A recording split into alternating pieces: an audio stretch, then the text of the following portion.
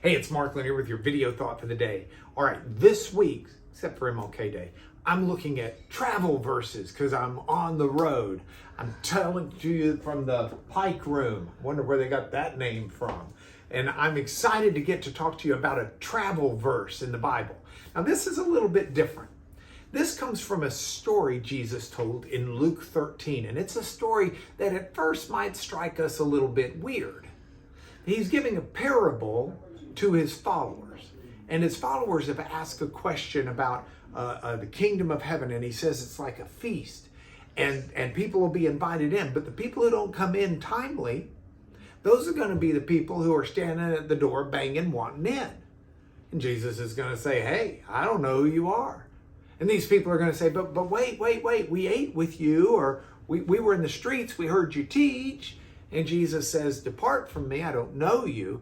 And then in verse 29, he's got this passage about people will come from the east and the west and the north and the south to be with him in his kingdom. A lot of traveling going on there. But in the process, there's some interesting ideas. You see, Jesus lived in a very class society, a very status society. And it's one where the haves and the have-nots did not intermingle. And it's one where the Jews and the Gentiles did not easily mix. And the idea that there would be a feast and the people would be banging at the door because they were just not prioritizing it and they didn't get there on time. And Jesus says, I don't know who you are. Well, those would have been good Jews banging on the door and appropriate status people. And Jesus is saying, I'm not caring what your status is in the world's eyes. That doesn't give you entrance into the kingdom.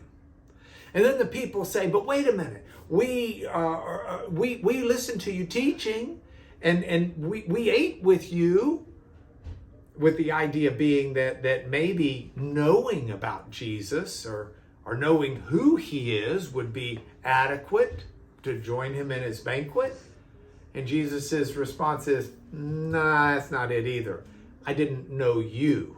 You didn't know me. You may listen to my teaching. You may eat with me. But if you don't know me, if there's no relationship, and that Greek word know is significant in its meaning. It's not an intellectual awareness. It's an intimate familiarity. He's saying you didn't have that with me. But the people who will be into the kingdom are the people who come from the north, from the south, from the east and the west. It's not based on status. It's not based on familiarity. It's based entirely on seeking Jesus to know him.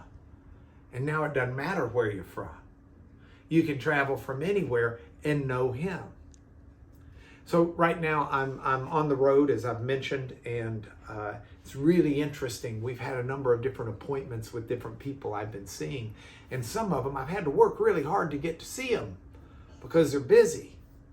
You don't work hard to get in to see Jesus. You don't work at all.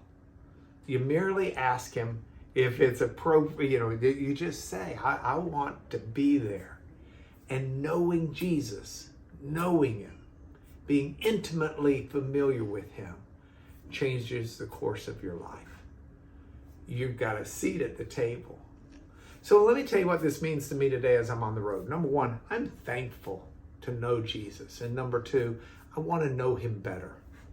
I really want to be more intimate and more aware of his presence and who he is and how he helps me in my life and how I help him in his kingdom. I'm just looking for that today. And I hope you are too on Journey Week. That's your video thought for today.